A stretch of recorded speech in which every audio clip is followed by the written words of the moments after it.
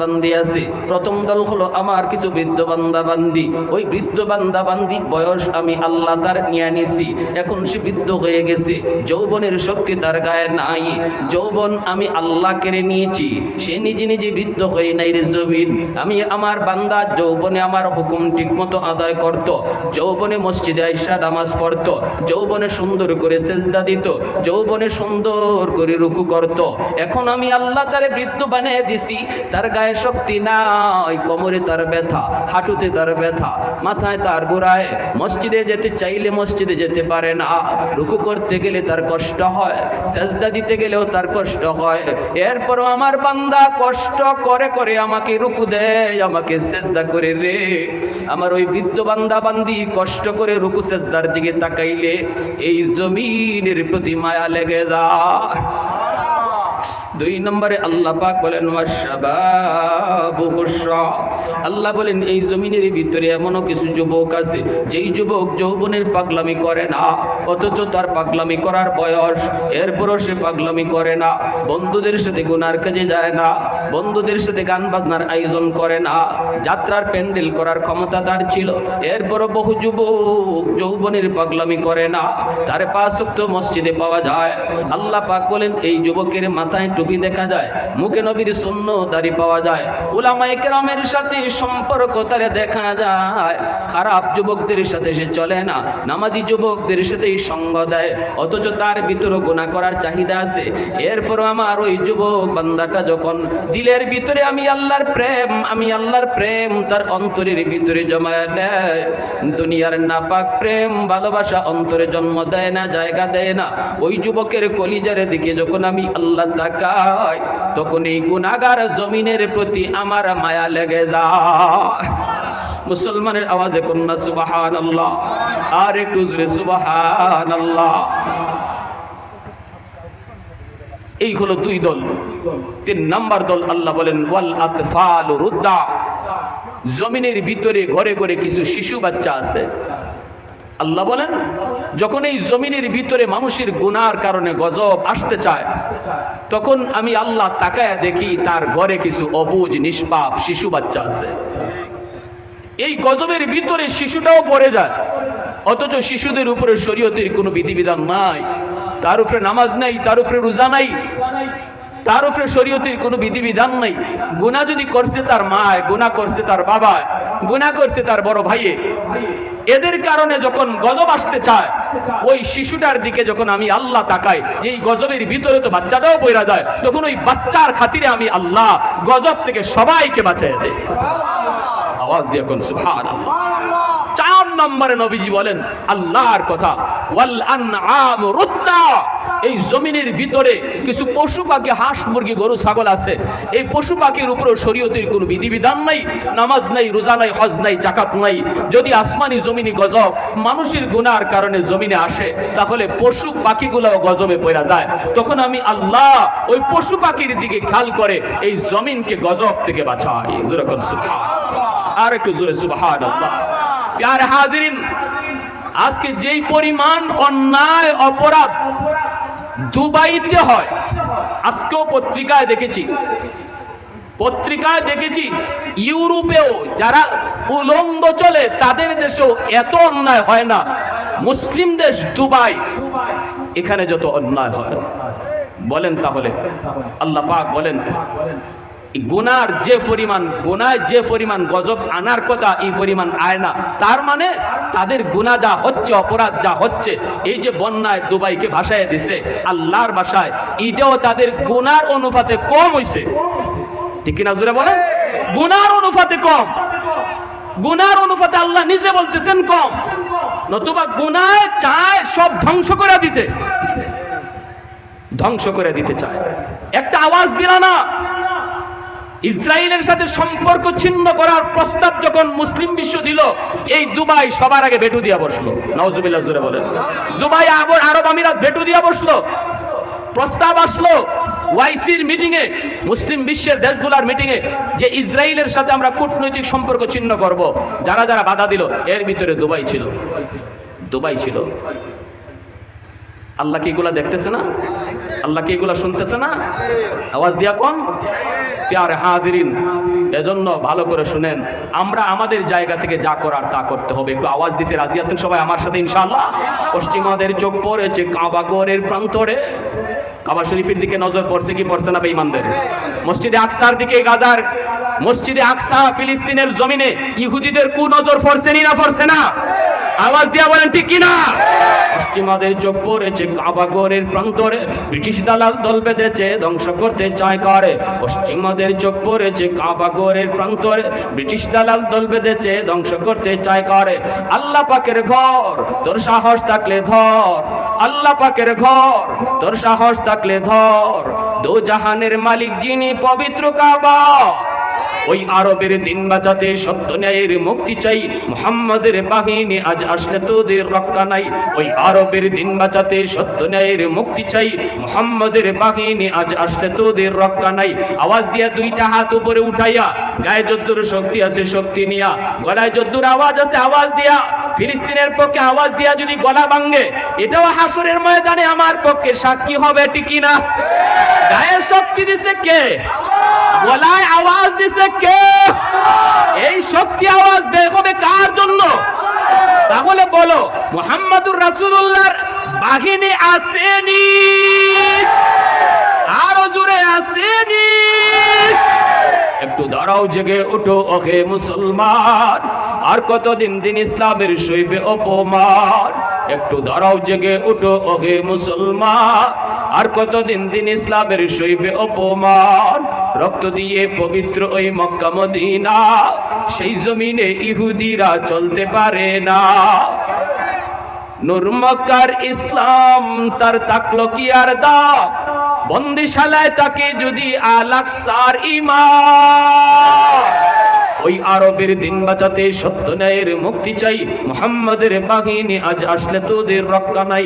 পশ্চিমাদের চোখ পড়েছে কাবা ঘরের প্রান্তরে, ব্রিটিশ দালাল দল বেঁধেছে ধ্বংস করতে চায় করে। আল্লাহ পাকের ঘর তোর সাহস থাকলে ধর, তো জাহানের মালিক যিনি পবিত্র কাবা। ওই আরবের দিন বাঁচাতে সত্য ন্যায়ের মুক্তি চাই, মুহাম্মাদের বাহিনী আজ আসলে তোদের রক্ষা নাই। আরেকটা বার দুই হাত উপরে উঠে বলো, মুহাম্মাদুর রাসূলুল্লাহর বাহিনী আসেনি? এ যুবক, ইমাম মাহদীর সৈনিক আসেনি? এরা দাজ্জালের সৈনিক হতে চায়, আমরা ইমাম মাহদীর সৈনিক হতে চাই, ঠিক কি না? জোরে বলো আল্লাহু আকবার, আরো জোরে আল্লাহু আকবার, আল্লাহু আকবার। মুসলমানের আওয়াজে মাইকটা হাতে নিয়ে একটা স্লোগান দেন। মুসলমানের কাছে নারায়ে তাকবীরের আওয়াজ আছে, আর আমেরিকার কাছে পারমাণবিক বোমা আছে। পারমাণবিক বোমার চেয়েও নারায়ে তাকবীরের পাওয়ার বেশি।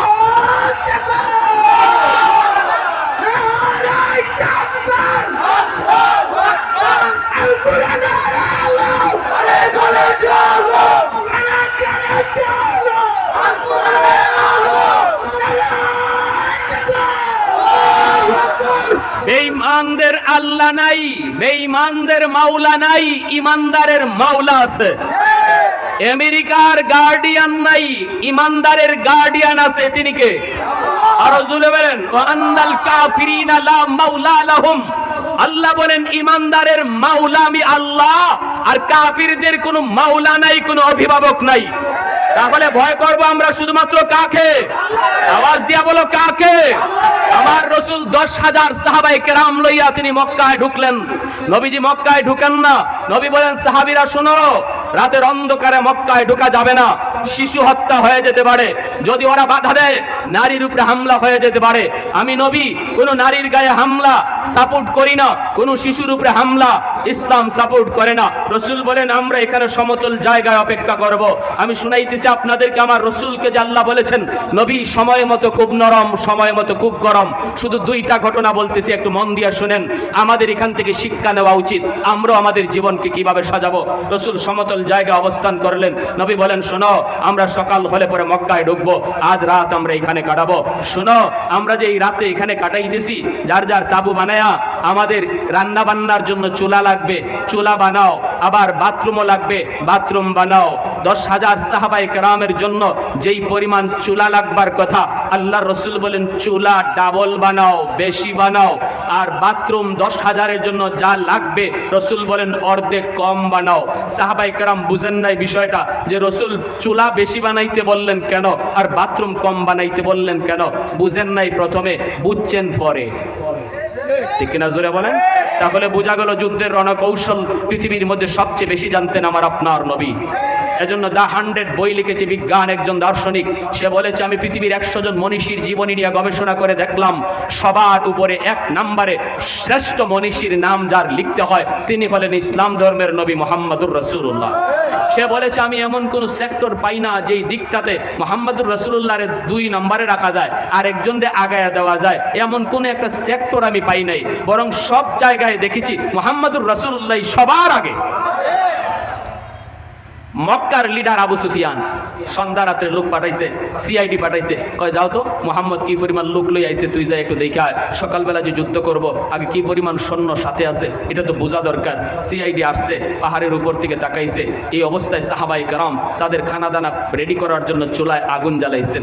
10,000 মানুষের জন্য চুলা যেই পরিমাণ লাগবে রসুল এই পরিমাণই বানাইছেন না এর চেয়ে ডাবল বেশি বানাইছেন? এখন পাহাড়ের উপর থেকে সিআইডি যে এসেছে ধারণা করতো যে কি পরিমাণ সাহাবী রসুলের সাথে, কি পরিমাণ মুজাহিদ নবীর সাথে, এটা দেখার জন্য আসছে সিআইডি। ও পাহাড়ের উপর থেকে তাকায় দেখে পুরা ময়দান জুড়ে খালি চুলা আর চুলা, আগুন আর আগুন।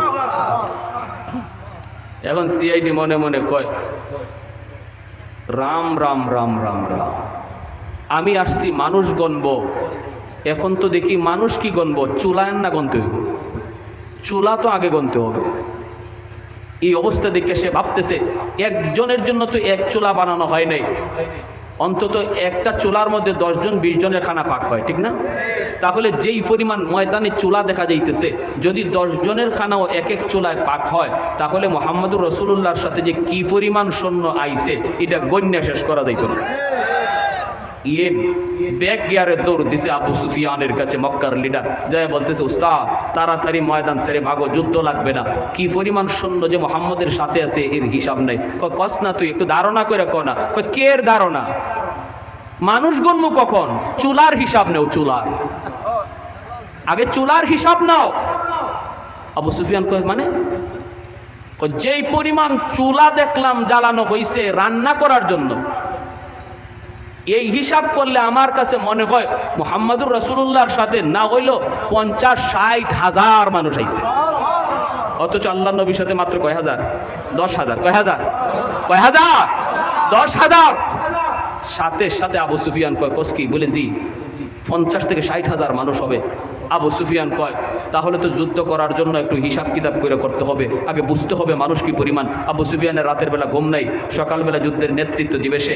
ফজরের আগে আরেকজন সিআইডি পাঠাইছে, কই তুই যাইয়া দেখে আস যে ভোর রাত্রে যে রিপোর্ট দিল তার রিপোর্ট সঠিক না বেঠিক, তুই যাই একটু দেখে আয় কি পরিমাণ সৈন্য নিয়ে মোহাম্মদ আসলো। সে আসছে যে টাইমে, এই টাইমে সাহাবায়ে কেরাম ঘুম থেকে ওইটা অজু বানাইবেন। অজু বানানোর আগে বাথরুম ধরেনি না ধরে না? হ্যাঁ, বাথরুমের সামনে গিয়ে সবাই দাঁড়াইছেন। এখন বলেন তো বাথরুম কি 10,000-এর অনুপাতে বানানো হয়েছে না অর্ধেক কম বানানো হয়েছে? কম বানানো হয়েছে। যদি বাথরুম কম হয় তাহলে লাইন হয়নি না হয় না? ইস্তেমার মাঠে লাইন হয়নি না হয় না? চরমনার ময়দানে লাইন হয়নি না হয় না? যত বাথরুমই আপনি বানান মানুষ অনুপাতে বাথরুম কম, ঠিক না? এজন্য লাইন হয়ে গেছে। এখন সিআইডি পাহাড়ের উপর থেকে তাকাইছে, মানুষ গণব, কয় রাম রাম রাম রাম, ভগবান আমি মানুষ গণব কখন? বাথরুমের সামনে যেই পরিমাণ মানুষ দাঁড়ায় আছে, সব মানুষ তো আর বাথরুমের সামনে আসে নাই, তাবর ভিতরেই তো বেশিরভাগ মানুষ, বাথরুমের সামনে আসছে গোটা কয়েকজন। তাহলে কি পরিমাণ মানুষ মোহাম্মদের সাথে আসছে এটা ভগবানই জানে। হেও ডরে ভয়ে একদম এক দৌড়ে আবু সুফিয়ানের কাছে যায়, উস্তাদ আমি এই যুদ্ধে নাই, আমি ভাগলাম, আমার জান আমি বাঁচাইলাম, আপনি মায়ের করলে করেন, ঝগড়া করলে আপনি করেন, আমি নাই। বলে কেন কি হয়েছে? কই মানুষ যে কি পরিমাণ আছে এটার কোনো হিসাবই নেই। কই কেন? তুই একটু ধারণা করে ক না। কই কত কইছিল যে আগ্রাতে গেছে, সন্ধ্যা রাত্রে গেছে, কইছিল 50 থেকে 60 হাজার। আরে রাখেন 50 থেকে 60 হাজার, বাথরুমের সামনেই তো 50-60 হাজার দাঁড়াই দিয়েছে। আবু সুফিয়ান কও কি? আবু সুফিয়ান কয় যুদ্ধ লাগবে না, যার মতো যে পারো তাড়াতাড়ি ভাগো, তাড়াতাড়ি ভাগো, কোনো যুদ্ধ নাই। আল্লাহ রসুল শুধু একটা কৌশল নিছেন, বাথরুম বানাইছেন কম, আর চুলা বানাইছেন বেশি। যুদ্ধের এই রণকৌশলটার কারণেই মক্কা বিজয় হয়েছে বিনা রক্তপাতে। কেউ বাধা দেয় নাই, মক্কা বিজয় হয়েছে বিনা রক্তপাতের। হেকমতটা হলো, রহস্য হলো নবীজিরই হেকমত। আল্লাহু আকবার, জোরে বলেন। সকালবেলা আল্লাহ রসুল 10,000 সাহাবায়ে কেরামদেরকে নিয়ে আল্লাহর নবী মক্কায় ঢুকলেন। ঢুকা মাত্রই নবীজি এলান দিয়ে দিলেন, সাহাবীরা রে একটু শোনো, আমরা মক্কা জয় করেছি নিজের শক্তি জাহির করার জন্য নয়, আমরা মক্কা জয় করেছি আল্লাহকে রাজি আর খুশি করার জন্য। লা তাসরিবা আলাইকুমুল ইয়াউম, আজ আমি সবাইকে সাধারণ ক্ষমা ঘোষণা করলাম। কারো প্রতি আমার কোনো জিদ নাই, কোনো আক্রোশ নাই, তোমরাও কারো প্রতি কোনো জিদ রাখবা না, সবাইকে ক্ষমা করে দাও। এমনকি যার যার বাড়িটা পর্যন্ত তোমরা দখলদারকে মালিকানা বুঝায় দাও। আমাদের বাড়ি যারা দখল করে নিয়েছিল ওরা শুধু দখলদার ছিল, মালিক ছিল না। আজ আমরা তাদেরকে মালিকানাও বুঝায় দিব। আল্লাহু আকবার, জোরে বল। আপনার বাড়ি যদি কেউ দখল কইরা আপনারই পিটায়া নিজের বাড়ি থেকে বের করে দেয় রে যুবক, তুমি যদি কোনোদিন শক্তি নিয়ে এই বাড়ি দখল করতে আসো, তাহলে কি এই বাড়ি তুমি নিজে আবার দখলে নিবা নাকি ওই লোকটা জালেমকে দিয়া দিবা? আমাদের রক্ত বলি আমরা আবার পিটায়া এই বাড়িটা নিজের দখলে নিয়ে নিব। কিন্তু আল্লাহর নবী, রহমতের নবী বলেন, সাহাবীরা রে, আমরা বাড়ি ফিরে পাওয়ার জন্য মক্কা দখলে নেই নাই, আমরা আবার মক্কায় ঢুকেছি আল্লাহকে রাজি খুশি করার জন্য। অতএব বাড়ি মালিকানা ছিল আমাদের, দখলদার হলো মক্কার জালেমরা। আজকে তাদেরকে দখলদারির সাথে মালিকানাও বুঝাইয়া দিয়া দাও। মানুষগুলি ভাবতেছে, বৃদ্ধা মহিলা মাথায় বোঝা নিয়ে ভাবতেছে। আল্লাহ নবী মক্কার অলিগুলি ঘুরেন, নবীজিকে কেউ চিনে না, আল্লাহ নবীকে কেউ চিনে না। নবীজি চোখের পানি জড়ায় জড়ায় আল্লাহর কাছে কান্দে আর কয়, মালিক আমি তো মক্কার মানুষদেরকে মাফ করে দিয়েছি গো, কিন্তু ওরা তো আমার কথা কেউ বিশ্বাস করলো না, মনে করলো আমি বদলা নিব। ও আল্লাহ, হাসরের মাঠে আমি নবীরে পাকড়াও কইরো না, আমি বদলা নেওয়ার জন্য মক্কা দখলে নেই নাই, কিন্তু মক্কার মানুষ আমার কথায় তারা বিশ্বাস করলো না। নবীজি দেখেন একজন বৃদ্ধা মহিলা বোঝা মাথায় নিয়ে আসেও ভাগতেছে। নবীজি তার কাছে যায় বলতেছেন, মা গো, ও মা তুমি কোথায় যাও? মহিলায় কই, বাবা যুবক, কে তুমি চিনি না, চিনার কথাও না। তুমি কি জানো না মক্কা মুহাম্মদ দখল করে নিয়েছে? এই খবর কি তুমি জানো না? আল্লাহ নবী বলেন, মা আমি জানি, কিন্তু আমিও জানি মুহাম্মদ সবাইকে মাফ করে দিয়েছেন। মহিলায় কই, না রে বাবা, মুহাম্মদ রে তুমি চিনো না। মুহাম্মদকে এই মক্কার মানুষ যেই পরিমাণ নির্যাতন করেছে, জুলুম করেছে রে, আমি নিজের চোখে দেখেছি। যেই পরিমাণ জুলুম আবু জাহেল করেছে, উতবা সাহেবা করেছে, মুহাম্মদ কিছু না কিছু বদলা নিবেই। বাবা তুমি মুহাম্মদের কথা বিশ্বাস কইরো না, তাড়াতাড়ি করে তুমি এই মক্কা ছাড়ো, নতুবা কিন্তু তোমার উপর বিপদ আসবে। আল্লাহর নবী, রহমতের নবী ওই মহিলাকে বুঝাইতে পারলেন না। এইবার নবীজি বলতেছেন, মা গো, ও মা, বোঝাটা অনেকবারই, তুমি বৃদ্ধা মানুষ, গায়ে তোমার শক্তি নাই, পারবা না তুমি এত দূর যাইতে। আমি একজন যুবক, আমার কাঁধে তোমার এই বোঝাটা একটু দেবানি, আমি তোমাকে আগায় দিয়ে আসব। মহিলায় কই, যুবক এতটুকু উপকার বুঝি তুমি করবা? নবীজি বলেন, হ আমি এতটুকু উপকার করব। এই বইলা বোঝাটা আমার নবী মায়ার নবীর কাঁধে উঠে দিল। আল্লাহর নবী বোঝাটা কাঁধে নিয়ে নবী যখন সামনের দিকে হাঁটতে শুরু করলেন, মহিলা পিছনে পিছনে যায়, নবীর জন্য লম্বা লম্বা দোয়া করে। নবীকে চিনে না, চিনার কথাও না রে যুবক। আল্লাহর নবীকে যুবক কয়া কয়া ওই মহিলা আল্লাহর কাছে দোয়া করে, ভগবানের কাছে দোয়া করে। ও যুবক, তুমি তো যুবক না, ভগবানের পাঠানো কোনো ফেরেশতা। আল্লাহু আকবার। তোমার মতো মানুষ হয় না যুবক, নিজের চিন্তা না কইরা আমার উপকার করতে আসছ। ভগবান তোমার লম্বা হায়াত দিক। আমার নবীর জন্য পিছন থেকে থেকে লম্বা লম্বা দোয়া করে।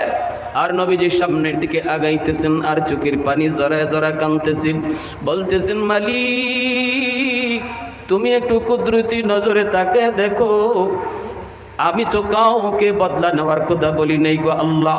হাসরের মাঠে আমি নবীরে তুমি পাকড়াও, তুমি করবা না। এই বইলা বলে নবীজি কান্দেন, চোখের পানি জড়ায় জড়ায় পাহাড়ের দিকে যান। পাহাড়ের কিনারাতে যাওয়া মাত্রই মহিলা পিছন থেকে ডাক দেয়া কই, যুবক আর সামনে যাওয়া লাগবে না, এই জায়গায় তুমি বোঝাটা নামায় দাও, আর যাওয়া লাগবে না বাবা যুবক, অনেক কষ্ট তুমি করেছ। নবীজি বোঝাটা নামায় দিয়া নবী চলে আসবেন। নবীজি কথা কন্যা, কথা বলতে পারেন না। নবীজি তো তিনি জানেন তিনি তো নবী, কিন্তু মহিলার কাছে পরিচয় দিলেন না। এইবার মহিলায় কই, যুবক যাও, তোমার জন্য ভগবানের কাছে দোয়া করি, কিন্তু তুমি যে মক্কায় যাবা এই রাস্তা দিয়ে যাইও, এই রাস্তা দিয়ে যাইও না। নবী বলতেছেন, মাগো এই দিকে গেলে কি হবে? ওই এই দিকে গেলে মুহাম্মদের সামনে পড়ার ভয় আছে। আল্লাহ নবীর চোখ থেকে তখন দরদর করে পানি পড়ে। নবীজি কান্দেন আর বলেন, আর নবী নিজের পরিচয় গোপন রাখতে পারলেন না। এইবার নবী বলতেছেন, মাগো মুহাম্মদ সম্পর্কে তোমার ধারণা কেমন গো মা? মহিলাকে, বাবা মুহাম্মদ অনেক গরম মানুষ, মুহাম্মদ শুধু রক্তপাত পছন্দ করে, ঝগড়া বিবাদ পছন্দ করে, মুহাম্মদ অনেক শক্ত মানুষ। আল্লাহর নবী তখন বলতেছেন, মা মুহাম্মদ শক্ত মানুষ কোনোদিন দেখছো নাকি মানুষের কথা শুই না? মহিলাকে, বাবা আমি জীবনে কোনোদিন মুহাম্মদকে দেখি নাই, দেখেছি দূর থেকে, চেহারা আমি চিনি না, চেহারা চিনি না। আমি যা জেনেছি আবু জাহেলের মুখ থেকে শুই না, উতবার মুখ থেকে শুই না, আবু সুফিয়ানের মুখ থেকে শুই না। এইবার নবীজি চোখের পানি মুইছে বলে, মা আর মানুষের কথা শুই না, মুহাম্মদকে চিনতে হবে না, নিজের চোখে মুহাম্মদকে তুমি চিনে নাও। যেই যুবক তোমার বোঝা মাথায় নিয়ে এই পর্যন্ত আসলো, এখন তোমার পাশে দাঁড়ায় আছে, আমি সেই যুবক যার নাম হলো মুহাম্মদ। আমি সেই যুবক, আমি সেই যুবক। আমাকে মানুষ মুহাম্মদ কইয়া ডাকে, আমার আল্লাহ আমাকে রাসূল কয়। এই কথা বলা মাত্রই মহিলা চিৎকার দিয়া মাটিতে পড়ে গেল আর বলতেছে, বাবা মুহাম্মদ এতদিন পর্যন্ত আবু জাহেলের কথা শুনে শুনে তোমাকে আমি পাগল বলেছি, তোমাকে আমি এতটা রক্তপাত মারামারি কাটাকাটি করে এতটা ভেবেছি, আজকে নিজের চোখে দেখে নিলাম। বাবা আমি আর দেরি করতে চাই না, এই মুহূর্তে আমার হাতে হাত রেখা, তোমার হাতে আমার হাত রেখা তাড়াতাড়ি কালেমা পড়ে মুসলমান বানায় দাও। कौनैन मुख्तार खुदा तुमको बनाया, कौनैन मुख्तार खुदा तुमको बनाया, उम्मत का निगाहबान खुदा तुमको बनाया, उम्मत का निगाहबान खुदा तुमको बनाया। मौला मेरा आका मेरा रहमत की नबी है, ताजदार मदीना के तुम्हारे अरबी है, ताजदार मदीना के तुम्हारे अरबी है। अशजार ने देते हैं नबूवत के शहादत, तशकीक कमर में है तो अंगुल की इशारात, तशकीक कमर में है तो अंगुल की इशारा। একটু জোরে সুরে বলি আল্লাহু আকবার, আর একটু জোরে কোন আল্লাহু আকবার। ওই নরম নবী, নরম সাহাবী আবু বকর সিদ্দিক, জীবন ভর তিনি নরম, হঠাৎ করে তিনি গরম। এক ইহুদি আবু বকরকে গালি দিল, আবু বকর গালি শোনার পরও তিনি চলে যাইতেছেন, জবাব দেন না। ইহুদি আবু বকরের বাবা তুলে গালি দিল, জবাব দেন না। এইবার ইহুদি আবু বকরকে গরম করার জন্য দ্বীনের নবীর গালি দিয়ে বসলো, সাথে সাথে আবু বকর গরম হয়ে গেলেন। কারণ ইসলামের নীতি হলো আমি আমার গালি সইতে পারবো, আমি আমার বাপ দাদার গালি সইতে পারবো, কিন্তু আমার নবীকে কেউ যদি গালি দেয়, কোন নবীর উম্মত সেটা সইতে পারবে না। আওয়াজ দেয়া বলো ঠিক কিনা? এক ওয়াক্ত যুবকের নামাজ কাজা হতে পারে, কিন্তু আমার নবীকে গালি দিবে কোনদিন নবীর উম্মত, নবীর আশিক সেটা বরদাস্ত করতে পারে না, বরদাস্ত করার কথাও না। আবু বকর তিনি বরদাস্ত করতে পারলেন না, ঘুরে দাঁড়াইলেন, ইহুদিকে এমন জোরে একটা চর মারলেন, একটা চর দিতেই 5 আঙ্গুলের দাগ বসে গেল। এইবার ইহুদি বলতেছে, আবু বকর তুমি আমাকে মারছ। আবু বকর কই, কেন মারছি তুমি বুঝো না, আমাকে গালি দিয়েছো, আমি জবাব জবাব দেই নাই, আমার বাপ দাদা গোষ্ঠী তুলে গালি দিয়েছ, জবাব দেই নাই, কিন্তু আমার নবীকে তুলে গালি দিয়েছ, তখন তো এটা আমার ইমানের অংশ হয়ে গেছে, ঠিক কিনা জোরে বলে? এই মুহূর্তে আমি যদি নীরব থাকি তাহলে আমি আমার অন্তরে ইমান আছে এটা পরিচয় মিলবে না। কারণ নবীকে গালি দিবে ইমানদার, নীরব থাকবে ইমানদার হতে পারে না। কারণ যে গালি দিছে সে আমার নেতা, যে গালি দিছে সে আমার ভাই, যে গালি দিছে সে আমার বন্ধু, যে গালি দিছে সে আমার নেত্রী। এই কারণে যদি আমি নীরব থাকি, যত বড় নামাজি, যত বড় হাজি, যত বড় গাজী হই না কেন, ইসলাম নিয়ে কেউ মন্তব্য করলো আর আমার নেতা হওয়ার কারণে যদি আমি নীরব থাকি, বুঝতে হবে ইমান নাই, ঠিক না? ইহুদি কই আমি মুহাম্মাদের কাছে বিচার দিব। সিদ্দিক আকবর বলেন ঠিক আছে তুই বিচার নিয়ে যা। ইহুদি আল্লাহর নবীর কাছে বিচার নিয়ে হাজির, আইসেই বলতেছে মুহাম্মদ তোমার সাহাবী আবু বকর আমাকে মারছে। আল্লাহর নবী কই কই মারছে? কই গালে মারছে। কই দেখি একটু। নবীজি তাকায় দেখেন 5 আঙ্গুলের দাগ বসে গেছে। তাহলে কি বুঝলেন? চটটা আসতে না জোরে? জোরে বলেন। ইমানি দায়িত্ব নিয়ে, ইমানি জজবায় যদি আপনি কোনো হাত উঠান, তখন এই হাতটা আর আপনার হাত থাকে না, এই হাতটা কার হাত হয়ে যায়? জোরে বলেন না, কার হাত? মুসা নবীর চর খাইছিল ফেরাউনে শিশুকালে, ঠিক না? ফেরাউন কোলে লইয়া মুসা নবীর আদর করব, আর মুসা নবী কোলে বইসাই ফেরাউনের গালে একটা চর দিছিলেন। এই চর খাইয়া ফেরাউন ডাক দিয়া কয় আসিয়া তাড়াতাড়ি আসো। আসিয়া দৌড়ে আসছে। কি হয়েছে কও না? কই যে ফুলারে তুমি রাখছো, যে ছেলেরে তুমি রাখছো আদর কইরা পালতেছো, আমার মনে হয় এটা ওই ছেলে যেই ছেলের হাতে আমার রাজত্ব যাবে। আসিয়া বলে কেমনে বুঝলা? কই আমি তারে কুলে নিছি, আদর করে চুমা দিব, আমার চুমা নেই নেই, বরং আমার গালের মধ্যে কষায় একটা চর বইছে। আসিয়া বলতেছেন ছোট বাচ্চা চর দিছে, এটারে তুমি চর কও? তুমি বেটা না বেটি? বাচ্চারা কুলে নিলে পরে হাত অটোমেটিক লাড়াচাড়া করে, হয়তো হাত নাড়াচাড়া করছে, তোমার গালে লাগছে, তুমি কও চর। ফেরাউনে কয় আসিয়া চরটা আমি খাইছি। চরটা কে খাইছে? জোরে কর না। ফেরাউনে কয় চরটা আমি খাইছি, আমি বুঝি এটা কেমন চর। সাবধানে কথা কইও। আসিয়া কয় কি হয়েছে? কয় চরের নমুনায় কয় সে পুরাপুরি বুঝিয়া শূন্য আমারে চরটা দিছে। আসিয়া কয় না বুঝে না। কয় না বুঝে। ফেরাউনে কয় না বুঝে। চরটা যে দিছে একবারে বুঝদার মানুষের চর দিছে।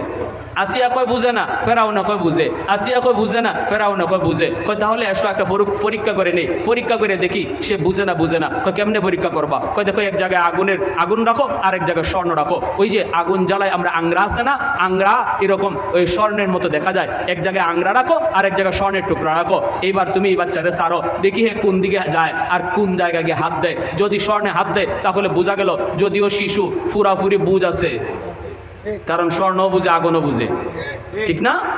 আর যদি আগুনে হাত দে তাহলে বোঝা গেল বুঝে নাই। যদি স্বর্ণে হাত দে বোঝা গেল পুরাপুরি বুঝে, চটটাও আমারে বুঝেই দিছে। আর যদি আগুনে হাত দে তাহলে বোঝা গেল বুঝে না, চটটা না বুঝে দিছে। আসিয়া কইতে ঠিক আছে নাও এবার পরীক্ষা শুরু করে দাও। ফেরাউন কই শুন, যদি সে স্বর্ণে হাত দেয় তাহলে কিন্তু আমার তলোয়ার আর তার কল্লা আলাদা করে ফেলবো, এই বাচ্চা আমি রাখবো না। আসিয়া কই ঠিক আছে। আসিয়া এইবার আল্লাহর কাছে কান্দে, আল্লাহ আল্লাহ আমার তো মায়া লেগে গেছে, তুমি তারে বাঁচাইও আল্লাহ, তুমি তারে বাঁচাইও। আল্লাহ তো বাঁচাইবই, কারণ আল্লাহ নবী, ঠিক না? শিশুকালে আল্লাহ নবীদেরকে বড় মানুষের বুঝ দিয়া রাখে, শিশুকালেই বড় মানুষের বুঝ দিয়া রাখে। প্রত্যেক নবী শিশুকালেই বড় মানুষের বুঝ ছিল। মুসা নবীরে যখন ছেড়ে দিছে আঙ্কুট গালা দিয়ে দিয়ে তিনি আগাইতেছেন, পুরাপুরি বুঝ আছে কোনটা আগুন আর কোনটা স্বর্ণ। তিনি আগুনের দিকে না গিয়া স্বর্ণের দিকেই যাইতেছেন, পাশাপাশি দুইটা, কিন্তু স্বর্ণের দিকেই রূপ লইছেন। ফেরাউন কয় আসিয়া ওই দেখো যায়, ওই যে যায়, বোঝা গেল এর স্বর্ণে গিয়ে হাত দিব আর আমারে বুঝেই মারছে, তলোয়ার দিয়ে তার কল্লাও আলোক কাছাকাছি গেছে। আসিয়াও দোয়া করতেছে। এইবার আল্লাহ জিব্রাইল আমিনকে পাঠাইছে, জিব্রাইল যাও না, আমার বন্ধু আমার নবী মুসা হে তো বুঝে ভালো করেই জানে কোনটা আগুন কোনটা স্বর্ণ, স্বর্ণে তো হাত দিয়েই দিব, কিন্তু তুমি জিব্রাইল গিয়া তার হাতটাকে আগুনে দিয়ে দিও, কারণ আমি আল্লাহর কুদরতের খেলা এখানে শেষ না, মাত্র শুরু। মাত্র ফেরাউনে আমার কুদরতি খেলার সাথে মাত্র শুরু করছে, এখানে শেষ হইলে হয় না, সামনে আরো অনেক সাবজেক্ট রয়ে গেছে। আমি মুসার মারে ওয়াদা দিছি, টেনশন করো না, নদীতে ফালাও, এই বাচ্চা আবার তোমার কুলে ফিরাইয়া দিমু, অতএব মার কুলে মার বাচ্চা ফিরাইয়া দিতে হবে। জিব্রাইল তুমি গিয়ে হাতটা আগুনে দিয়ে দিও। মুসা নবী হাত বাড়াইছেন স্বর্ণের দিকে, তাফসিরে তাবারিতে লিখেন স্বর্ণের দিকে হাত বাড়াইছেন, কিন্তু জিব্রাইল অদৃশ্য থেকে হাতটাকে আগুনে দিয়ে দিছেন। আর ওই যে আগুনের আংরা, একটা আংরা হাতের মধ্যে লইয়া শিশু বাচ্চাদের যে বৈশিষ্ট্য, এই বৈশিষ্ট্যটা আল্লাহ এখানে প্রকাশ করাই দিছে, যেন ফেরাউনের কলিজায় কোনো বিন্দু পরিমাণ সন্দেহ না থাকে। শিশুরা দেখবেন কিছু লইয়া হাতে লইয়াই মুখে দিয়া দেয়, এটা ফাঁক না নাপাক, এটা খাওয়ার জিনিস না খাওয়ার জিনিস না, এটা শিশুরা বুঝে না, হাতে নিবে মুখে দিবে। মুসা নবীও এই আগুনের আংরাটা হাতে লইয়াই দেরি নাই মুখে দিয়ে দিছেন। আর তখনই বিবি আসিয়া দৌড় দিয়ে যাইয়া মুখ থেকে আংরাটা সরাইছেন, আর ফেরাউন্ডে ধমকটা দিছেন দেওয়ার মতো, কইছিলাম না ফুলাটা বুঝে না, এখন হইছেনি, এখন জিব্বা ফুরছেনি, এখন আগুনে জ্বলছেনি, কইছিলাম নি তোমারে বুঝে না। ফেরাউন দেখছিলাম তো স্বর্ণের রূপ লইছে, আগুনও গেল কেমনে হাত, দেখা তো গেছিল স্বর্ণের দিকে, আগুনও কেমনে গেল? এটা আল্লাহর কুদরতি খেলা, ঠিক না? আরো জোরে বলেন। প্যারে হাজিরিন, এজন্য আমার ভাইরা, ওই যে হযরত আবু বকর সিদ্দিক রাদিয়াল্লাহু তাআলা আনহু, তিনি এরকম যখন চট্টা মারছেন দাগ পড়ে গেছে গা, কারণ এই হাতটার পিছনে কুদরতি হাত ছিল কার? আল্লাহ। এগিয়া কইতে দেখেন আপনার সাহাবী মারছে। আল্লাহর নবী রহমতের নবী বলেন, ভুল তুমি বলেছ, এমন কাজ আমার আবু বকর করার কথা না, হয়তো উমরে করেছে উমর, কারণ এই ধরনের কাম কাজ উমরের কইরা অভ্যাস আছে, ঠিক না? উমর নরম না গরম, আর আবু বকর গরম না নরম? নবী বলেন ভুল করেছো, মানুষ চিনতে ভুল করেছো। না না, আমার আবু বকর এমন কাম কখনো করতে পারে না রে, তুমি ভুল করেছো, মনে হয় উমর তোমাকে মারছে, মানুষ চিনো নাই। এইবার ইহুদি বলতেছে, না গো নবী, আমি আপনার আবু বকরকেও চিনি, উমরকেও চিনি, এই মাইরটা উমরে মারে নাই, আপনার আবু বকর মারছে। আল্লাহর নবী বলে, আমার আবু বকর নরম, নরম সাহাবী গরম হতে পারে না। ইহুদি কয়, না, আপনার নরম সাহাবী গরম হয়েছে। নবী বলেন, কেন, কি জন্য? ইহুদি মিথ্যাবাদী কয়, আমি কিছু কই নাই। নাউজুবিল্লাহ, জোরে বলেন। কারণ ইহুদিদের বৈশিষ্ট্য হলো বিপদে পড়লে মিথ্যা কথা কয়, ঠিক না? ওই যে গাজায় হাসপাতালে বোমা নিক্ষেপ করলো, হাসপাতালে বোমা নিক্ষেপ করে করে অনেক ডাক্তার পর্যন্ত মারলো, জাতিসংঘের ডাক্তার পর্যন্ত হত্যা করলো। যখনই আন্তর্জাতিকভাবে চাপ আসছে, তখনই ইসরায়েলের প্রধানমন্ত্রী নেতানিয়াহু কয়, আমরা হাসপাতালে মারি নাই। তাহলে ওরা মিথ্যাবাদী, ঠিক কিনা জোরে বলেন? ওরা মিথ্যাবাদী, বিপদ দেখলেই মিথ্যা কথা কয়, বিপদ দেখলে পরেই ওরা মিথ্যা কথা কইতে দেরি করে না। ইহুদি কয়, না, আমি কিছু কই নাই, কিছু কই নাই, যদি কিছু কইছি তার সাথে আমার একটু তর্ক বিতর্ক হয়েছে, তার সাথে ব্যক্তিগত তর্ক বিতর্ক হয়েছে। এই কথা বলতে আল্লাহর নবী রহমতের নবী তখন সাহাবী পাঠায়া আবু বকর সিদ্দিককে দরবারে ডাকলেন। নবী ডাইকে বলতেছেন, আবু বকর, তুমি নাকি এই লোকটারে মারছ? আবু বকর বলতেছেন, নবী গো, আমি মারছি, তবে মারার কারণ আছে, কারণ। আল্লাহর নবী বলতেছেন, কি কারণ বলো? নবী গো, আমাকে গালি দিয়েছে, জবাব দেই নাই, আমার বাপ দাদা তুলে গালি দিয়েছে, তখনও জবাব দেই নাই, কিন্তু যখনই দ্বীনের নবীরে গালি দিছে, তখন আর আমি আবু বকর নীরব থাকতে পারি নাই, আমি হাত যদ্দুর শক্তি আছে বসায়া দিছি। ইহুদি কয়, না গো নবী, আবু বকর মিথ্যা কয়, আমি আপনারে গালি দেই নাই। নাউজুবিল্লাহ, জোরে বলেন। আবু বকর সিদ্দিক জীবনে মিথ্যা বলছেন? আবু বকরের উপাধি সিদ্দিক, সত্যবাদী উপাধি দিয়েছেন কে? একটু জোরে আওয়াজ দিয়া কে? জীবনে আবু বকর মিথ্যা বলেন না, মিথ্যা বলার মানুষ না। কিন্তু ইহুদি কয়, না, আপনার সাহাবী আবু বকর মিথ্যা কয়, আমি আপনাকে গালি দেই নাই, গালি দিয়েছি, যা কথা হইছে টুকটাক তার সাথে, আর তার লইয়া আমার আর তার মাঝে আপনার বিষয় আসে নাই। আল্লাহর নবী তখন বলেন, আবু বকর, কেমনে তুমি এই কামটা করেছো? আমি তো মনে করেছি এটা আমার উমরের কাম, কোনোদিন তো তুমি এত গরম হও নাই। আবু বকর কয়, নবী গো, নবীকে গালি দিবে আর আমি আবু বকর নবীর সাহাবী হইয়া, আশিক হইয়া পিছন দিক দিয়ে ফিরে চলে যাব, তাহলে তো আমি নবীর উম্মত দাবি করতে পারি না, আশিক দাবি করতে পারি না। আল্লাহর নবী, এটা আমার ইমানি দায়িত্ব মনে করে আমি মারছি। নবী কয়, সে তো অস্বীকার করে তোমার নবীর গালি দেয় নাই। আবু বকর কয়, না গো নবী, আপনাকে গালি দিয়েছে, আপনাকে গালি দিয়েছে। এইবার আল্লাহর নবী রহমতের নবী মায়ার নবী বলেন, আবু বকর, তুমি যে তাকে মারছো তার গালে কিন্তু দাগ আছে, সাক্ষীর দরকার নাই, কিন্তু সে যে তোমার নবীরে গালি দিয়েছে, সাক্ষী তুমি নিয়ে আসো। যদি সাক্ষী আনতে না পারো তাহলে তোমার গালেও এইভাবে একটা চর বসানো হবে, কারণ এটা মুহাম্মদুর রাসূলুল্লাহর আদালত। এই আদালতে ইনসাফের সাথে বিচার হয়, মুখ চিহ্নে বিচার হয় না।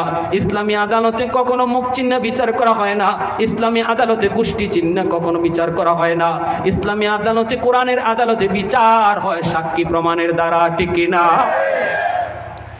আজকে আমাদের দুনিয়ায় বিচার হয় মুখ চিহ্নে, দলের লোক চিহ্নে, ঠিক কিনা জুড়ে বলেন? আমাদের বিচার ব্যবস্থায় মুখ চিহ্নে, দলের লোক চিহ্নে, টাকার জুড়ে বিচার বিক্রি হয়ে যায়। 500 টাকা দিলে বিচারের রায় বদলে যায়।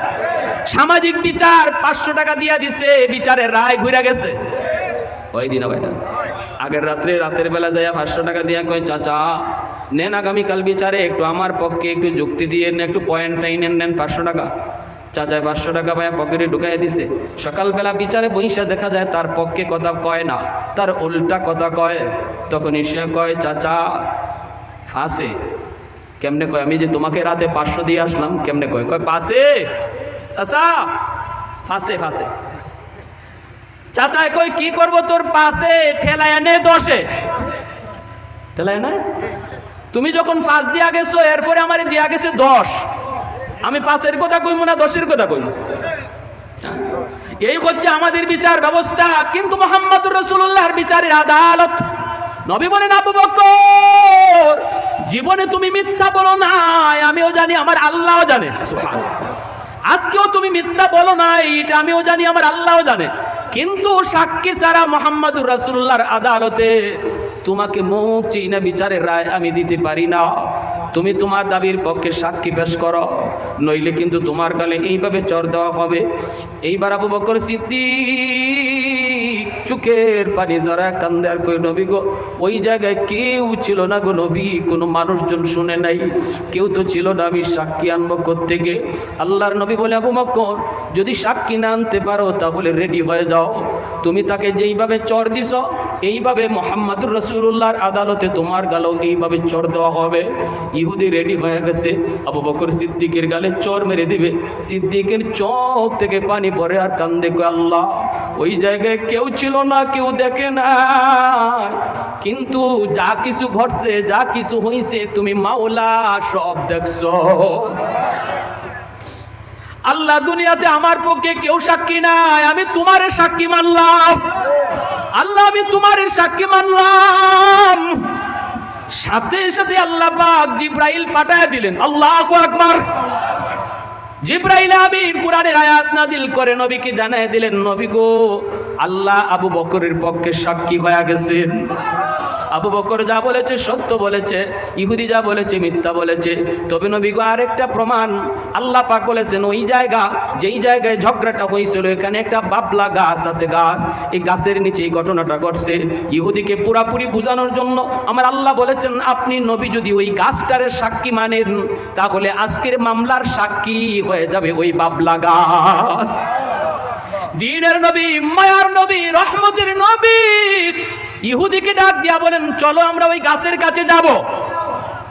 আল্লাহ নবী গাছের কাছে আসলেন। ইহুদি দাঁড়ায় দাঁড়ায় তামসা দেখে অবাক হয়ে গেছে। ইহুদি মনে মনে ভাবতেছিল কেউ তো নাই, সাক্ষী দিব কে?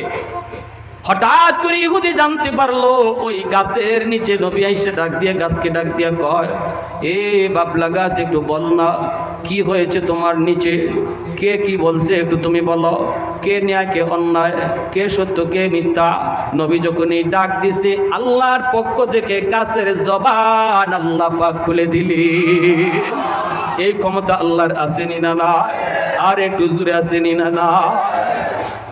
আহাদুল লাইসা কামিসলি সামাদুল লাইসা কাফাদলি লিমানিল মুলকু তুগুই তু সাজাওয়ার খুদাই তো খুদা বন্দে আমি নি তো খুদা বন্দে সারি তো খুদা বন্দে জমিনি তো খুদা বন্দে সমাই তো রহিমি তো করিমি তো সমিই তো বসিরি तू मुइज़्ज़ी तू मुज़िल्ली तू मालिकिल अर्श बजाई बरी अज खुर्दन खुफ्तन बरी अज तहमत मर्दन बरी अज बीम उम्मीदी बरी अज रंज बालाई अल्लाहु আকবার। নবী যেই মাত্র গাছকে সাক্ষী মানলেন, গাছের জবান আল্লাহ খুলে দিয়েছে। গাছ ডাক দিয়া কয়, ইয়া রাসূলুল্লাহ, নবী গো, এখানে যা কিছু ঘটছে, যা কিছু হইছে, আমি বাবলা গাছ সাক্ষী। আপনার আবু বকর যা বলেছে সত্য বলেছে, ইহুদি যা বলেছে মিথ্যা বলেছে। সাথে সাথে ইহুদি আল্লাহর নবীর কাছে হাত রেখা মাপ চাইয়া ডাক দিয়া কয়, ইয়া রাসূলুল্লাহ, যেই নবীরে মরুভূমির গাছ চিনলো, আমি মানুষ হইয়া চিনলাম না গো নবী। আমি মনে করছিলাম আবু বকরের পক্ষে কেউ নাই, কিন্তু আজকে গাছ তার পক্ষে সাক্ষী দিয়ে দিল। ওগো নবীজি, যে নবীর কথায় গাছে কথা কয়, আমি আর দেরি করতে চাই না, আমাকে এই মুহূর্তে কালেমা পড়ায় মুসলমান বানায়। আল্লাহু আকবার, জোরে বলেন। প্যারে হাজিরিন, অতএব আবু বকরের মতো নরম সাহাবী সময় মতো গরম, আমার রসুলের মতো নরম নবী সময় মতো গরম। নবী এক জায়গায় নরম হয়েছেন, আরেক জায়গায় গরম হয়েছেন। এটা হলো ইসলামের আদর্শ, ইসলামের বৈশিষ্ট্য। আজকে তামাম পৃথিবীতে যে অবস্থা চলতেছে, জানি না বাংলাদেশের হালত কি হয়। রসুল বলেছেন শেষ জমানায় একটা যুদ্ধ হবে হিন্দুস্তানে, যেটাকে গজওয়ায়ে হিন্দ বলে। ওই গজওয়ায়ে হিন্দ কিয়ামতের আগে ঘটবে, দাজ্জাল আসার আগে আগে। কোন পরিস্থিতিতে একদিনের ব্যবধানে গজওয়ায়ে হিন্দের পরিস্থিতি তৈরি হয়ে যাবে। আজকে ভারতে বিভিন্ন মসজিদ মাদ্রাসা বন্ধ করে দেওয়া হচ্ছে, আওয়াজ দিয়া বলেন ঠিক কিনা? মসজিদ বন্ধ করে মন্দির বানানো হচ্ছে, মাদ্রাসাগুলোকে তালা দেওয়া হচ্ছে। জানি না গজওয়ায়ে হিন্দের সূচনা এটাই কিনা, হতে পারে। নবী বলেছেন আজকের দুনিয়া আগামী কাল কি হবে আজকের মানুষ তা জানবে না। এমন একটা পরিস্থিতি এখন আমাদের সামনে। রাত তোমার সামনে যেভাবে পার হবে, সকাল কোন হালতে আসবে ফিরোজপুরের মানুষ এটা আমরা কেউ জানি না। অতএব প্রস্তুত থাকার জন্য রেডি থাকো, রেডি থাকো। সময় মতো নরম, সময় মতো গরম। আমাদের কাছে আমাদের জীবনের দাম বেশি নয়, ইমানের দাম বেশি। ইমানের জন্য যদি জীবন দিতে হয়, কারা কারা তৈয়ার আছেন একটু হাত উঠে আল্লাহকে দেখা।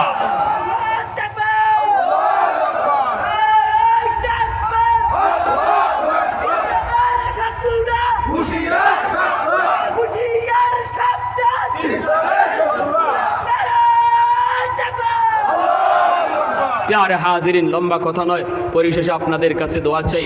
আমি আপনাদের জন্য দোয়া করি, আল্লাহ পাক আমার নবী, নবীর সাহাবায়ে কেরামের যতগুলো আদর্শ আছে, বৈশিষ্ট্য আছে, গুণাগুণ আছে, এই গুণগুলি আমাদের মাঝে ধারণ করার চেষ্টা করি। আজকের এই যুব সমাজ যারা এই মাহফিল করেছেন এলাকাবাসীর সহযোগিতায়, আল্লাহ এই মাহফিলকে কবুল করেন। আগামীকাল এই মাহফিলের সফলতা আল্লাহ দান করেন। সবাই বলি আমিন। ওয়া আখির দাওয়ানা আনিল হামদুলিল্লাহি রাব্বিল আলামিন। আল্লাহুম্মা সাল্লি আলা মুহাম্মদ ওয়া আলা আলি মুহাম্মদ কামা সাল্লাইতা আলা ইব্রাহিম। মুনাজাত করে যান। মুনাজাত ইবাদতের মগজ, মুনাজাত ইবাদতের মগজ। আদ-দুআ ও মুখুল ইবাদা, আদ-দুআ ও